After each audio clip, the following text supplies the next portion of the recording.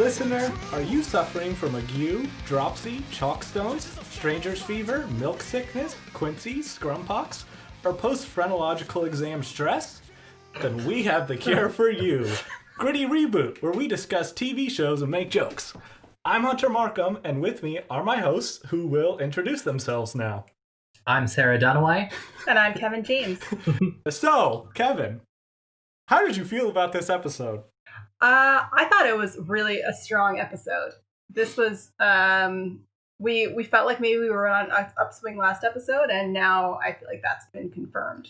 Yeah, even with how we thought we were in for an upswing, but this was an uppier swing than I thought we were in for. That's the technical term. Yes. There's up, uppy, and uppier. The three swings. We had reached new heights last episode, and then this really took it to a new plateau. And I think a lot of this episode will be us gushing about it, and it will finally be an episode where if the cast and crew and writers of the show were covering were to listen to this, I don't think they'd send us hate mail for once. Our chance of getting yelled at by Melanie Scribano on Twitter has gone down a bit. Oh my god, I would love that. I know that there's people who really love some of the shows that we've covered, like Riverdale, and are not as happy with the fact that we just consistently shitted upon it for a season and a half. You know, I like to believe that those people in time will come to realize we were right all along. Yeah, when they turn 17. Like your Right. friend who we were watching season 8 of Game of Thrones, and friend's like, I still think it's good. And like, really? Are you sure? And then a couple months ago, it was like, I finally came around. You were right the whole time. It was so bad. I don't know what I was thinking at the time. Yeah, she's like, I just didn't want to believe how bad it was. I'm like, oh, yeah, no, I understood. I just knew you were wrong. I jumped off that train so much earlier, and I think I'm way more hooked on Wynonna Earp than I realized, because the first few episodes, I was worried. And now I was like, they've finally gotten humor balanced out with characters that have got suspense. We've got some decent performances. This episode really took me on a nighttime ride out past the cornfields, lay me down in the back of its 60 Chevy, and made sweet love to me. Yeah, so we are discussing season 1, episode 8, Two-Faced Jack. Yes. Is this a mid-season finale or something?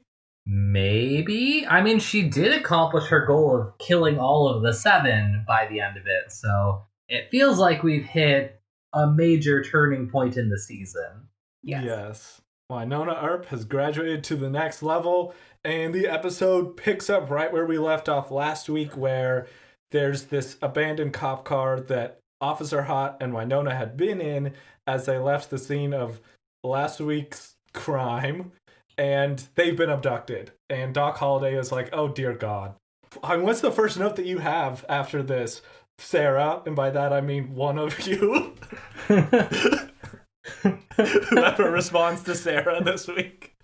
Okay, so I think we mentioned this in the last episode, but like, the calling card, quite literal card of this Revenant is like a jack from like a playing card deck. And so we see Doc Holliday like looking around this like blood-stained police cruise, like, oh my god, what happened here? And then he finds the jack playing card. He's like, oh my god, a Revenant did this. Like, he didn't put it together before. He was kind of like, well, this is strange. There's blood stains all over this car. Could be anything. Oh no, a playing card. And then Humans can't play cards. This must be a Revenant. he sees a horse in a nearby field, which clearly we have the culprit already. Look no further. Horses are evil. That's my stand, and I'm sticking to it. And then we go from that straight to Wynonna is like strapped down to a bed, sedated, and has paralysis in the lower half of her body, with a doctor living over like, don't worry, I'm definitely not the villain. She's like, fuck you, you totally are. Stop lying. Yes, this is our doctor from last week who was the dude in the morgue. that we were like, oh, he's really cool. He's smart and clever and fun and turned in a good performance. Turns out he's super creepy and evil and has like a fake underground hospital thing where he has women sedated in hospital beds and is about to perform surgeries on them. Yeah, that was a good twist, and I appreciate that this actor was able to deliver both sides of a good performance. Like, just kind of silly and freewheeling in one episode, and really intimidating and dark in the next. Mm-hmm. I thought that the coroner was not the coroner, pathologist, was surprisingly effective as a psychotic serial killer. I thought that was a good turn. I made that distinction because to be a coroner, you don't need any kind of medical training, a fact which still blows my mind. And I think a lot about. Wait, so you could just be any Joe Schmo off the street and you just go and be like, I'll scoop out people's insides and write reports Correct. about why they die? Mm-hmm. Yeah. Does this play into the whole true crime aspect, where is it like these places that don't have good coroners are just like not solving crimes effectively? You're my true crime person, Sarah. Oh, yeah. This is, heavily implicated, particularly in the Making a Murderer case, because the coroner basically refused to share information with the forensic anthropologist and forensic pathologist who were investigating the crime for days. They weren't allowed to photograph the crime scene, none of that stuff. The coroner was just like, no, I'll handle it, even though the coroner, not a medical professional in any way. Holy shit. Is this guy a medical professional in this show? Because he says something about, like, I went to Princeton Medical School. And Wynonna's like, Princeton doesn't have a medical school. Yeah, I think we were supposed to infer that he's not a real doctor. He's something else. But I liked that we see that Wynonna catches on to this being shifty really quickly and, like, bends her IV to choke off the flow of whatever is getting pumped through it. But I was a little bit less on board with the fact that she instantly just calls the guy out and is like, you're the killer, and lays all her cards on the table instead of playing along a little bit. Yeah, I also, later in the episode, when she tries to kind of convince Bethany, the other woman. God. Yeah, I forgot about that. To, like, conspire to escape with her. It's like she wants to go right from, hey, by the way, this guy is actually going to kill us, to let's make an escape plan, and now I need you to enact it immediately. And I was like, whoa, maybe stop and make a plan? Like, what are we doing here? Yeah, Bethany has a lot to process. Bethany is the trailer trash lady from several episodes ago who, in the cannibal episode, got pulled into some sort of weird panel van, and I just thought she'd been cannibalized. But I guess she's just been someone's surgery plaything for the last several episodes. This girl's been through a lot. Yeah. Poor thing. First she has to sleep with Doc Holliday, then things get slightly better when she's abducted. But then kind of an even playing field when someone does open heart surgery on her and kills her. Yeah. Have we seen the end of her? I guess. The thing I do like about the serial killer doctor guy is that he very politely returns Nicole Hott to safety. Like, he's like, I just need one of you. It would be rude to take more than I need. And they had some very throwaway scene because Officer Hott is just in a real actual hospital. And they're like, yeah, we found her by the highway. She vaguely remembers being carried there and someone being like, oh, you're not the right type. Here, I shall leave you to get picked up and have actual medical attention instead of just killing you and disposing of you. Yeah, spoilers, as we all know about Jack the Ripper, because that's who this turns out to be. He was very friendly and accommodating to certain types of women. Yeah. Yeah.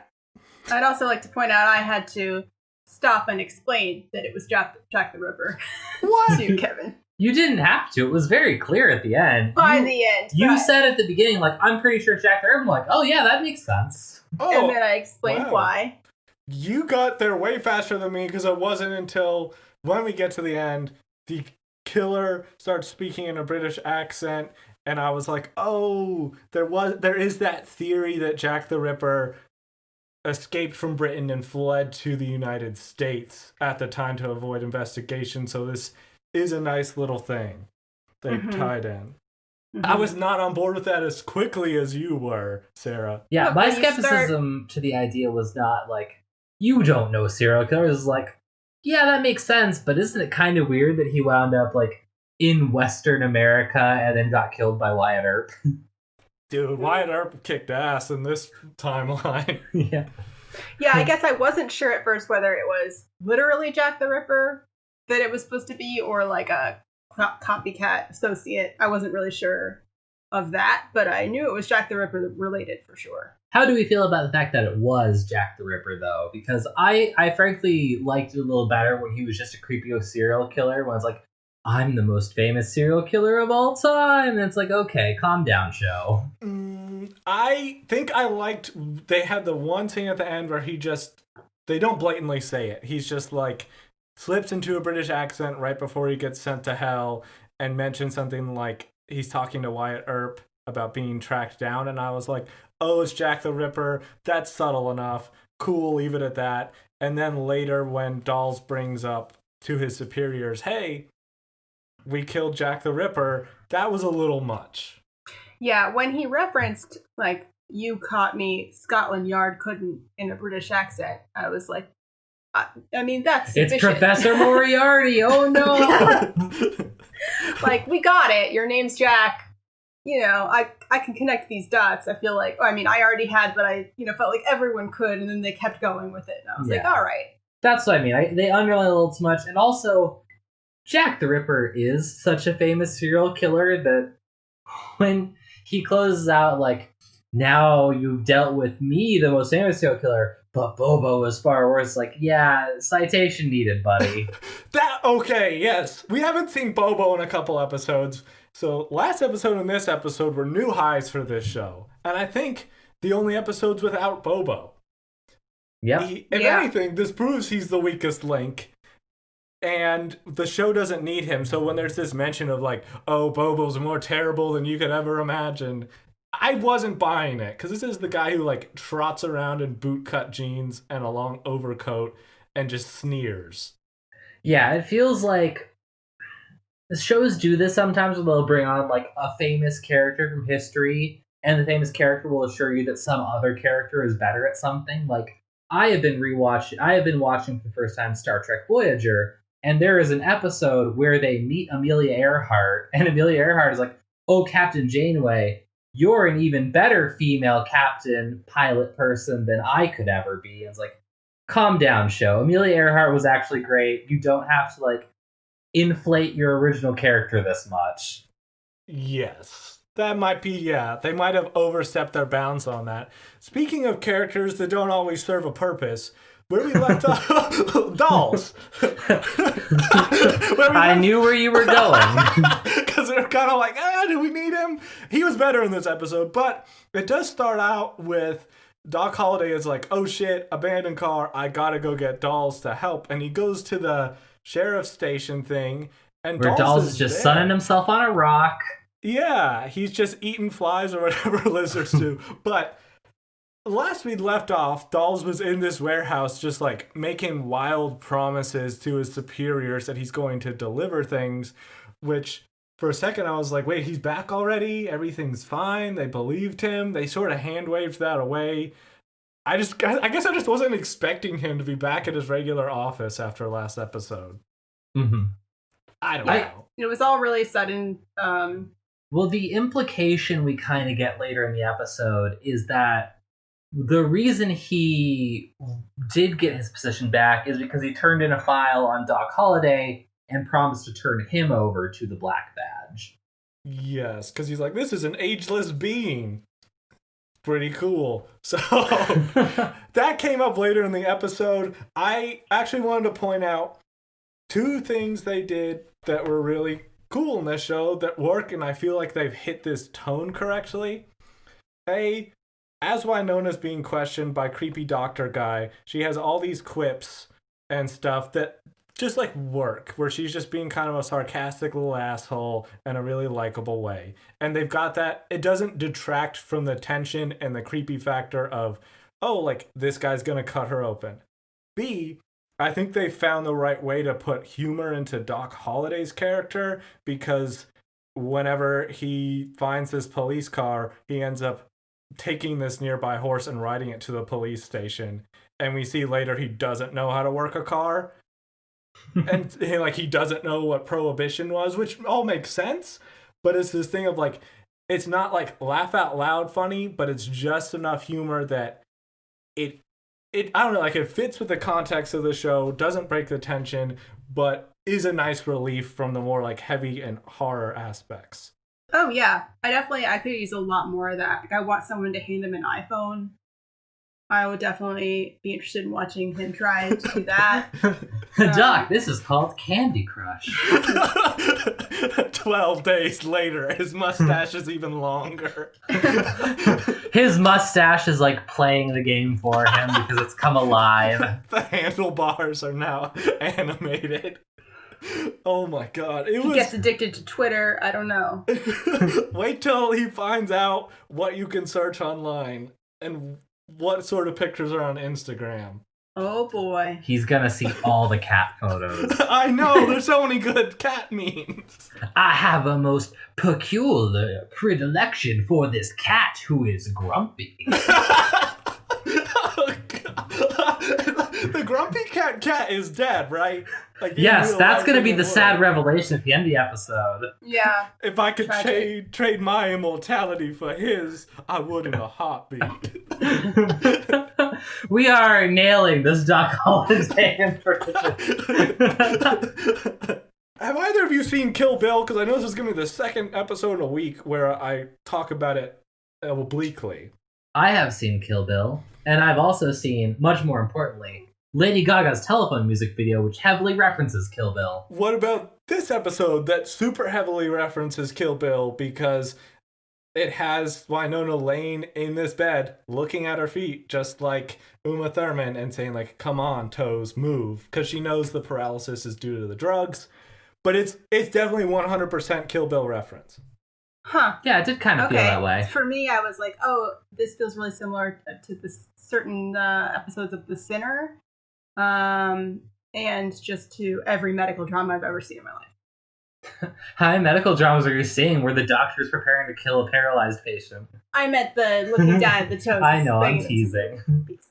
Okay, so yeah, I was just like, oh, that like someone really likes Quentin Tarantino. The editing and other stuff isn't like Quentin Tarantino, but I did want to call out, this episode felt a lot more professional in the way it was filmed than a lot of the others. I don't know if you guys had any specific notes on that before I go into anything.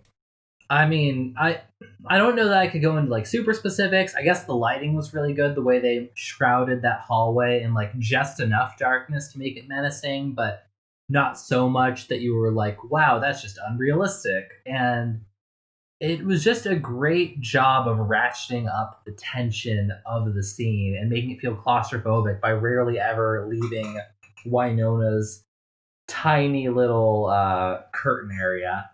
Yes. No, I didn't have that note on the sets, but that's a really good one because I think we've talked before about how in certain episodes sets felt really static and unreal, and these were good, but I think I noticed they did a lot of close-ups in this episode. They did a lot of pulling focus to like add emphasis in these tension horror scenes and give this sense of revealing new creepy information.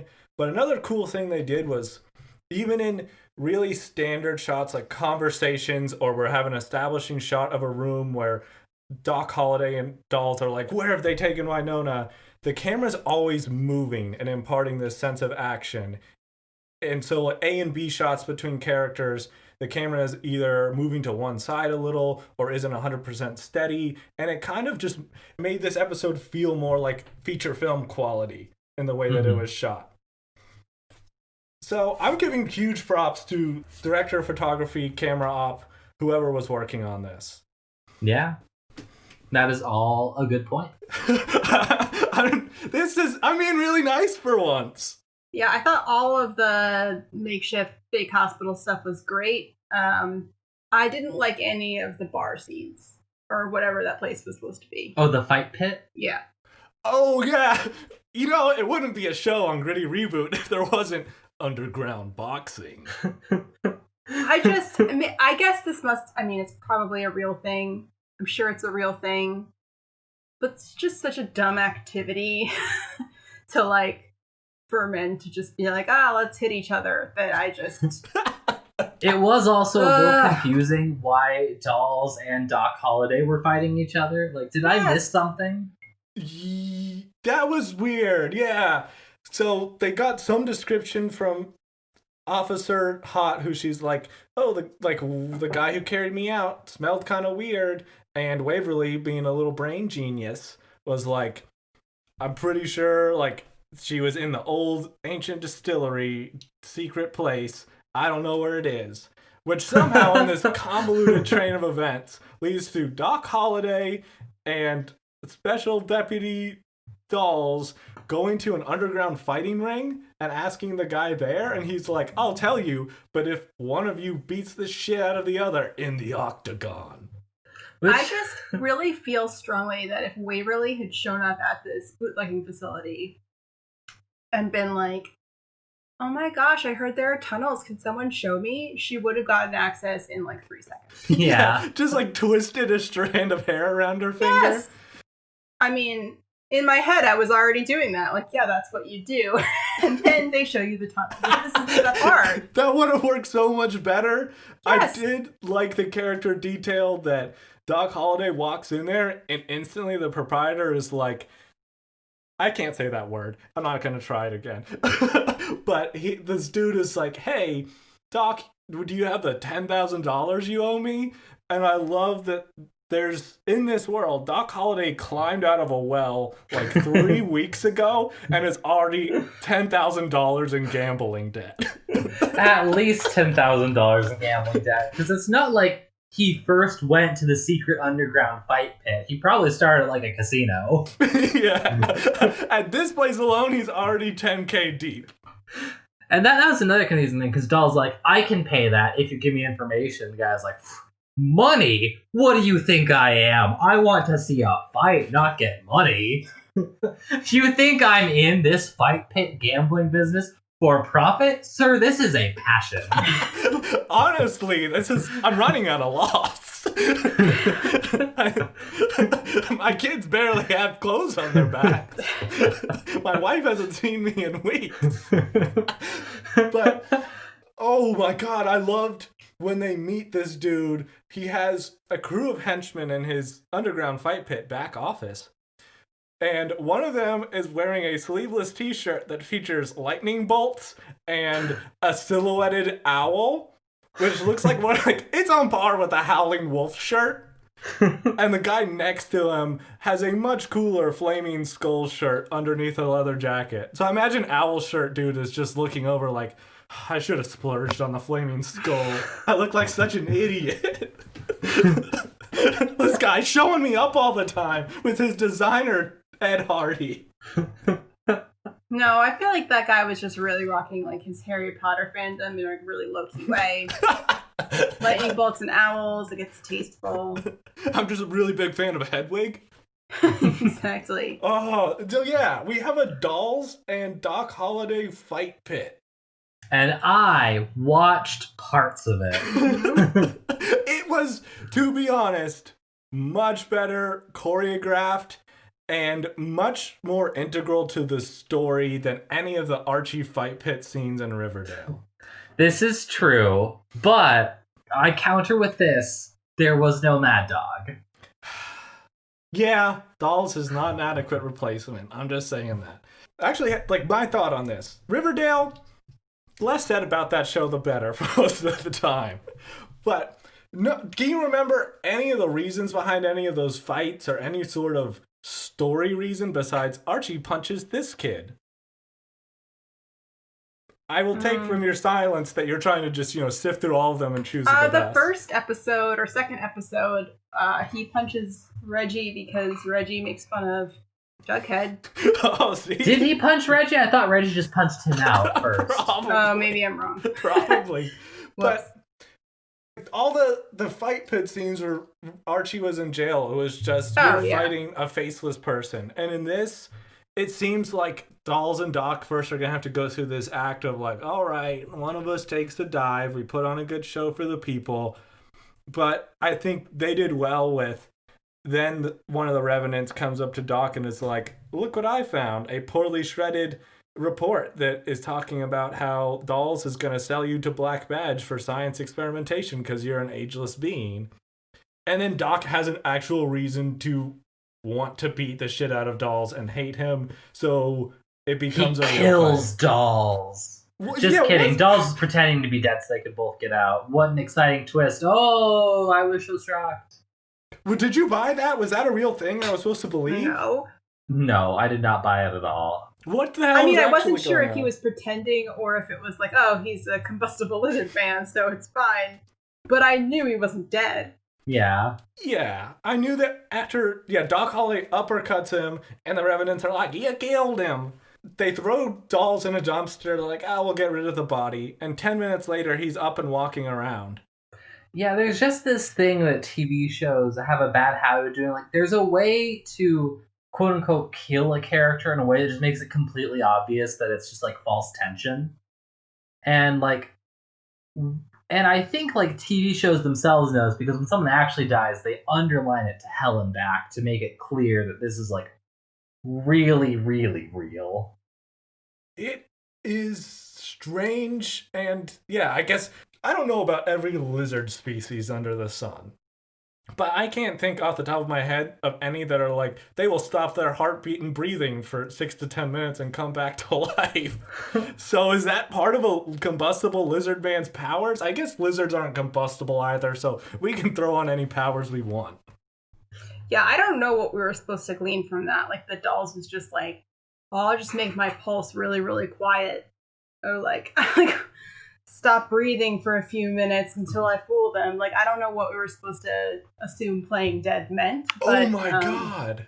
I have suddenly just had a revelation of deep knowledge of this show. All right. So, this episode was written by, I should have it in front of me, but I don't. Same guy who wrote the one that had the demon barber of jumping like a porpoise. That's the official title. Yeah. So, in that episode... I think I called out, Dolls gets tased and is legally dead while the rest of this fight's going on, and when he gets mouth-to-mouth revived by Wynonna, he knows everything that happened when he was quote-unquote dead. So was that just like a secret setting up of him being able to play dead and not shitty writing? Am I giving them too much credit? I think you might be giving a little too much credit. Like, it could be both setup and shitty writing. I'm trying to give them benefit of the doubt now. He just wanted Wynonna to give him mouth to mouth. I think we're giving them a lot of credit here. The episode is great in a lot of ways. I think it's going to get a really high or even the highest score from all of us. But, like, there are still some pretty bad failures here. Mm-hmm. Yes. There's one thing that I'm hesitant to give credit for. I'm a huge nerd when it comes to research, when it comes to writing stuff. And I don't know if in this episode they said, the old distilleries in the bottom of an abattoir, which is a slaughterhouse, to just make it creepy, or if they did that because Alberta, Canada is Canada's hotbed for slaughterhouses and cattle processing plants. Did someone really research Canadian agricultural industry for this, or did they just go with, this is a fun little trope and no one will ever think about this? That is a good question. I don't know. I may be ascribing too much, or maybe whoever writes this is extremely diligent.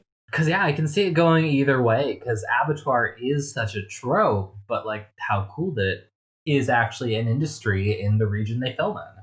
Yeah. Why do I know facts about Canadian meat processing industry? And why did that jump out to Canada. Pretty much, yes. Sarah, I will explain that joke to you when we are off the air. Facts King is a great 372 pages reference for anyone who doesn't listen to that show. They don't have any underground boxing in any of their episodes, so I think it's a superior podcast. Sure, they have professional comedians hosting their podcast, but we have underground boxing. We have one more host than them, and we have a female, so I think we're already way better than them in several areas. So glad I could help. I'm just saying, we've got more diversity. Totally. Holy shit, where were we in this episode? There was underground boxing. Where does this whole Fight Club thing go again? Because So at the end, Dolls was playing dead, and they have the information that Whiskey Jack gave to Doc Holliday, and so they set out to rescue Wynonna. And then we switch to the actually interesting part of this episode, which is Wynonna on the operating table talking to Jack the Ripper. Yes. Oh, Kevin, can you explain how the fact that coroner dude, who we were led to believe was a serial killer the whole time, was just a regular human and he's not actually the Revenant? Yes. Oh, that was a little confusing. It seems that the actual Jack the Ripper could use human bodies as a hiding vessel, and so there was an actual coroner who it seems Jack the Ripper possessed. Oh, I've got something totally different. Holy shit. I also interpreted it differently. Huh. Sarah, tell me your interpretation. I thought he just used him. I thought he somehow convinced him, brainwashed him into doing his bidding. I had a third theory going on here.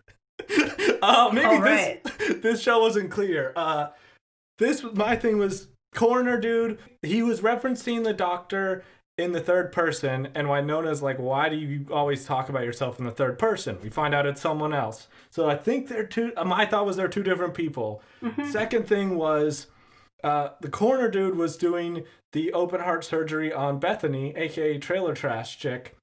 And his thing was oh, there's something wrong with you, and I have to fix you. I have to fix these quote unquote damaged women. And he's definitely a psychopath, but his thing is this twisted white knight complex. Whereas when we meet Jack the Ripper, he's a different brand of serial killer because he's just everyone likes a different part of the woman. I like the insides. I like looking at your organs. So I thought Jack the Ripper, in his timeless journey as a revenant, has found a companion soul in another serial killer.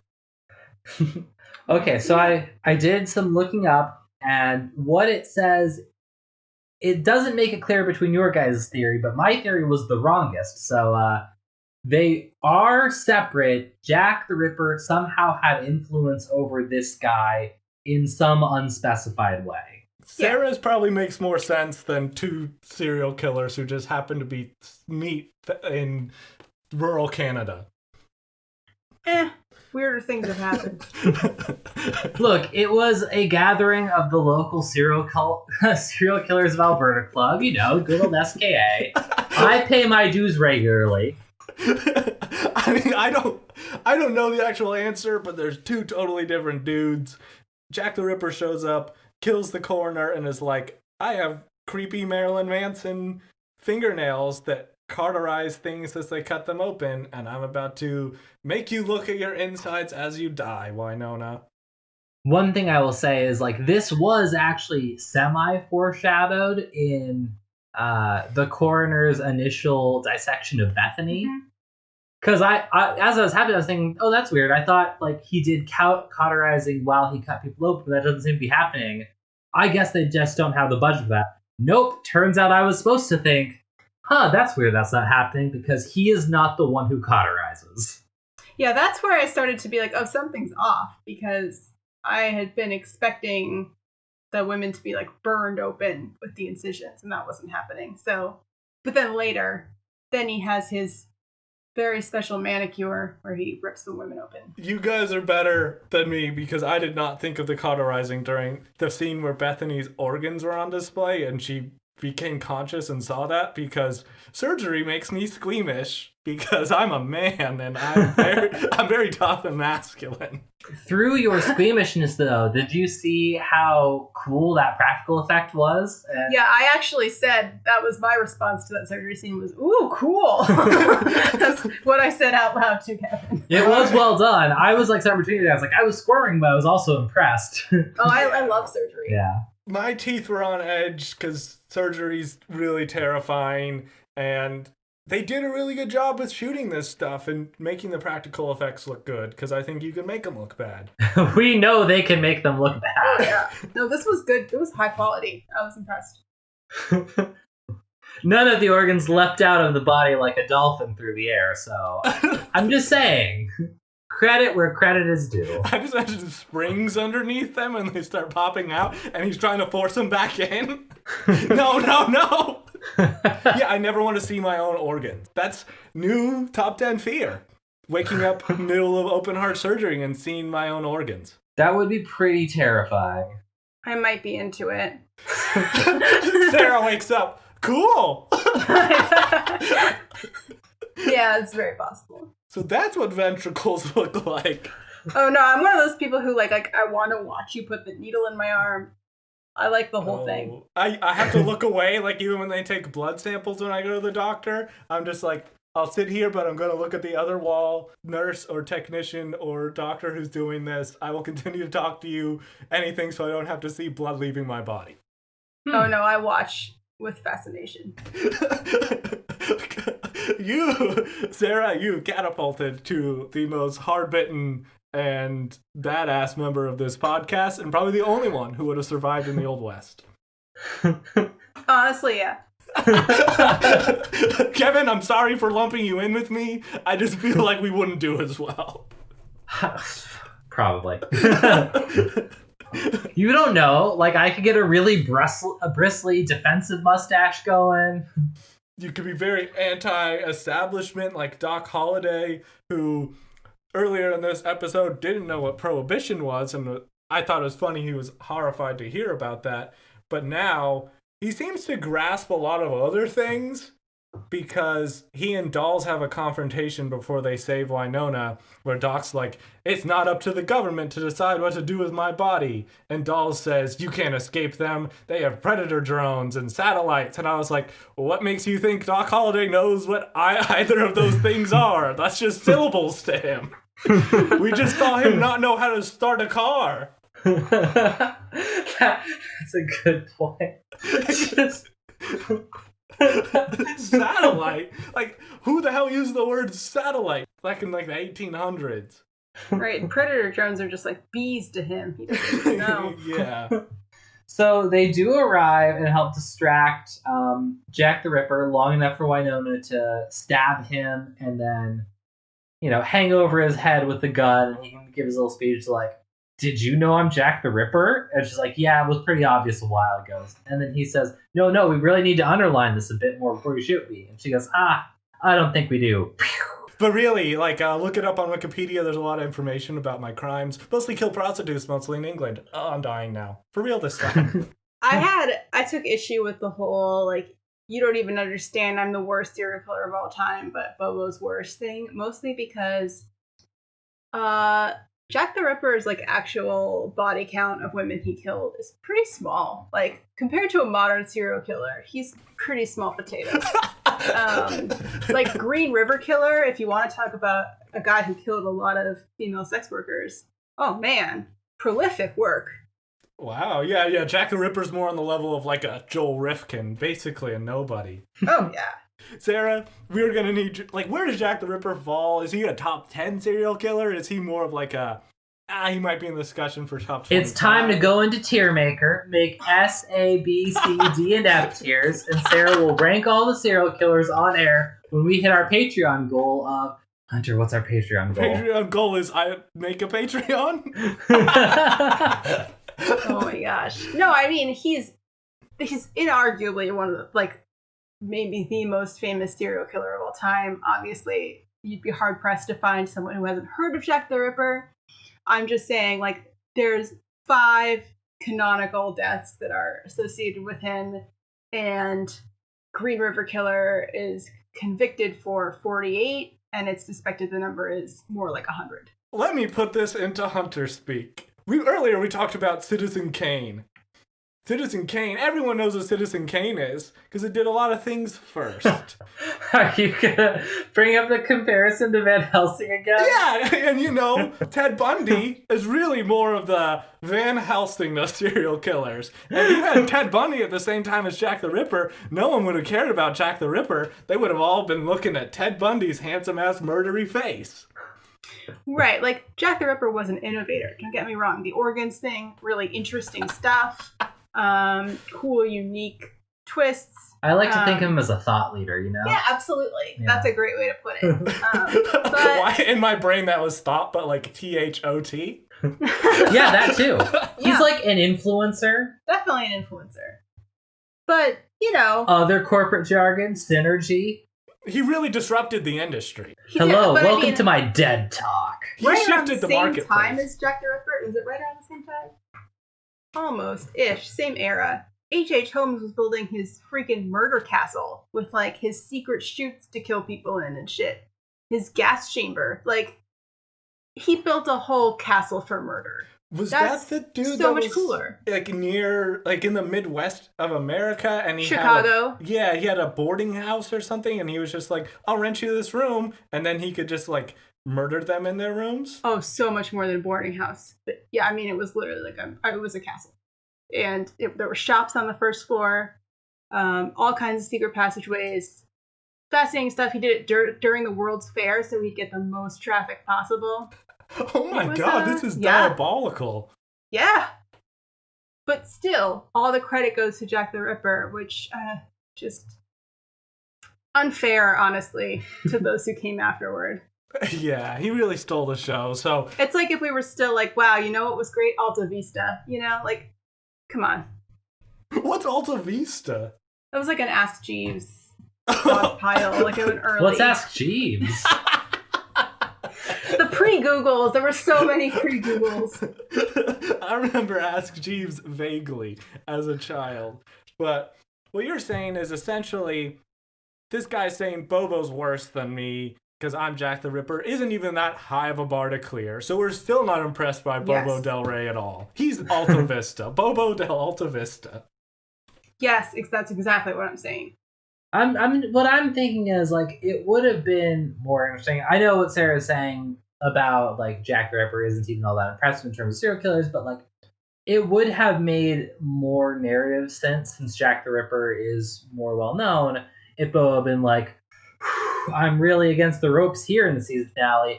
I need Jack to help me out. And then Jack is kind of like the final boss who, like, helps out Bobo when he's like, and is, like the final challenge rather than Jack the Ripper being a mid-season villain. Like, Bobo, what a badass, I mean. Yeah, having a few episodes where Jack the Ripper was loose in the purgatory community would have been terrifying and interesting and, tense. I'm hesitant to shit on them when last episode and this episode were the high watermark for the show. Totally. Hopefully it continues at this level from a camera work and performance standpoint, as well as the writing. I did see this same writer has another episode in this season. I think it's season 1, episode 11.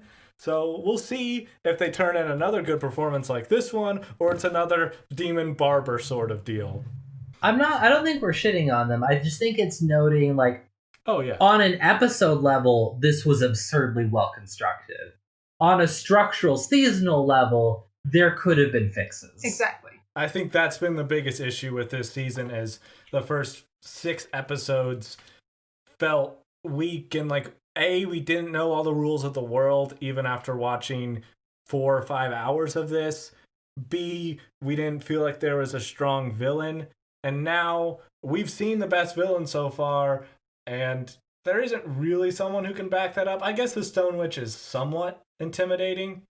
She's better than Bobo. Again, not a high bar, but like she at least sells the intimidation factor when she's in pure witch mode.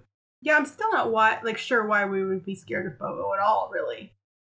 Like the furs, or is there another reason? He's single-handedly responsible for scarcity of fur-bearing animals in Alberta. He's an ecological disaster. He was like a French fur trapper from the 1880s. His initial name was Bonbon. Other thing I liked, Waverly is around whenever they visit Officer Nicole Hot in the actual real hospital, and she makes some little reference of like, oh, the last thing I remember is seeing Waverly. And so there's like a little kind of cute moment, but Waverly's also overcome with grief for her sister, and like, holy shit, Wynonna's missing. So they didn't like hammer the sexual tension stuff too hard. I felt like they handled that well. And then at the end of the episode, after Wynonna's killed Jack the Ripper and survived this whole ordeal, she's just like exhausted. And I thought that was good. Like, she's not just going to be running around skipping and turning cartwheels after this fucked up day. Oh, well, and she was also upset because, I don't think we touched on this, but Jack the Ripper reveals that Wynonna's dad had a secret alliance with Bobo Del Rey. Oh, yeah! I missed that. And she was, crying like he would never. But Jack the Ripper was really insistent, like, you don't know this as well as, I do. And he absolutely did. So I assumed that was why she was so upset. I don't guess I get how that plays in. I guess this will pay off later, but I thought the whole job of the heir was like, kill all the 77 revenants, break the curse, we don't have to deal with this ever again. So if you're an heir making a deal with a revenant, which I'm pretty sure most deals would include don't kill me, I don't know, it just doesn't seem like that could last forever. See, I still don't understand why Bobo Del Rey is that bad, so this didn't emotionally hit for me the way I think it was meant to, but I think we've established he's not a revenant, right? Because he can go wherever he wants. No, he's contained, and he does like all the creepy eyeballs, like glowing red shit. I thought at some point Jack the Ripper mentions like, see, Bobo Del Rey is not confined like the rest of us. He can go wherever he wants. He doesn't have to stay in the Devil's Triangle. Oh, I think that was something, wasn't Jack the Ripper, it was the dude who runs the underground boxing deal. Yes. Dolls was like, how'd you guys get that special report about Doc Holliday and me turning him over to Black Badge? And the guy was like, well, we revenants might be confined to the Ghost River Triangle, but Bobo Del Rey's reach extends beyond the confines. Like, he's got connections in high places. Yeah. I guess I thought we were supposed to infer he's not a revenant and that the deal was made in order, like, that Waverly and Wynonna's dad made the deal in order to be able to kill more actual revenants. I've been laboring under the pretense of him being a revenant this whole time, but, he seems like a revenant to me. He has the weird scars, he has the red eyes, but maybe. Who knows? This show will reveal all in time. I'm waiting for the first time Dolls combusts and becomes a lizard. Speaking of reveals, Dolls does get a revenant to turn over to Black Badge. It is Fight Club Man. And his boss says words at him, but I had checked out at that point. Yeah. He pretty much was like, I'm not going to give you Doc Holliday because I was actually wrong and he's not an ageless being. Because he realizes, wow, like, that's kind of fucked up to can this dude over. So I guess he finally got off his duff and captured a revenant. And he's like, I'm going to torture the shit out of him to see how elastic his flesh is. As you do. Yeah. Hobbies.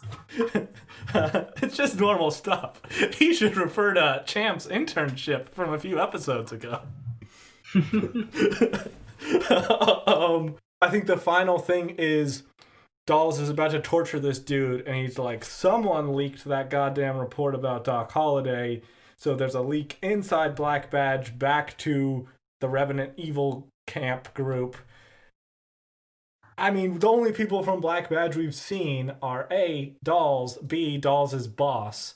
So I'm kind of leaning towards Dolls' boss is the leak, because there's literally no one else to go on. Yeah, at least no one else who'd be even slightly satisfying to learn about. Like, there could be, like, Mark, the summer intern, next episode, and then we find out he's the leaker, but man, that would suck. Yeah, and I think to make a mystery satisfying, there has to be that thing of, in retrospect, we can connect the dots, and this all makes sense. and if we just have it where we know of a leak and in 6 episodes they find out it's some random person we've never seen before, then that's going to be very unsatisfying. Did you two have any other specific notes before we kind of wrap up this episode? No, it's kind of a short, sweet one to talk about because it's so many good points. Yes. I know we hit on things that were like, I don't know where this is going, this is unclear. Overall, good episode. I would score this a 4.5 out of 5 Predator drones that Doc Holliday doesn't understand. Yeah, I'm going to say 4 out of 5 fiery fingernails. Oh, wow, you guys are making me self-conscious because I am about to give it 5 out of 5 wiggling toe shot. So we have an average score of 4.5. I just sat squarely in the middle and made no strong call one way or the other. Yeah, I'm giving it my highest score. Very good. Highest score. I would actually recommend this to people. Yeah, if you do not watch Wynonna Earp and are wondering if it's for you, this is probably the episode that I think would sell someone on the show. Yes. Episodes 1 through 5, certainly not. That's what I would say. Were there any specific lines that stuck out to you as cringe besides Jack the Ripper slipping into a British accent? That was pretty much it. Any for you, Hunter? No. I think the Morix dude did a really good job, and his performance deserves to be called out because he switched from funny Twizzler eating guy coroner in the last episode to he plays this like nice bedside manner doctor who's also sometimes like a screaming psychopath killer, but all without making it goofy. So he is the star of this episode. You can see the continuity of performance even though it's such a wildly different side of the character. I don't know the actor's name. I feel bad now, but whoever you were who played Dr. Reggie, killer / mortician, or coroner, whatever those things are, you did a good job, dude. I like you. Sorry that you died on the show so we don't see more of you. This is a very random note, but they make it really hard to learn actors' names on this show. Like, I was paying attention to the credits last time I watched. I noticed they don't even stay on screen long enough to read the main cast actors' names. Like Waverly comes up and goes, Dominique, and that was all I got time to read through before we moved on to the next one. Jesus, yeah. I have to go on like IMDb or Wikipedia to find out who the heck these people are. Ryan Belleville, just looked you up. Ryby, you my man, dog. So next week we will be discussing Season 1, Episode 9, Bury Me With My Guns On. Ooh. Named after the very famous Shakespeare soliloquy, I'm assuming. Was Shakespeare where like "die with your boots on" comes from? No, he talked about bury me with guns.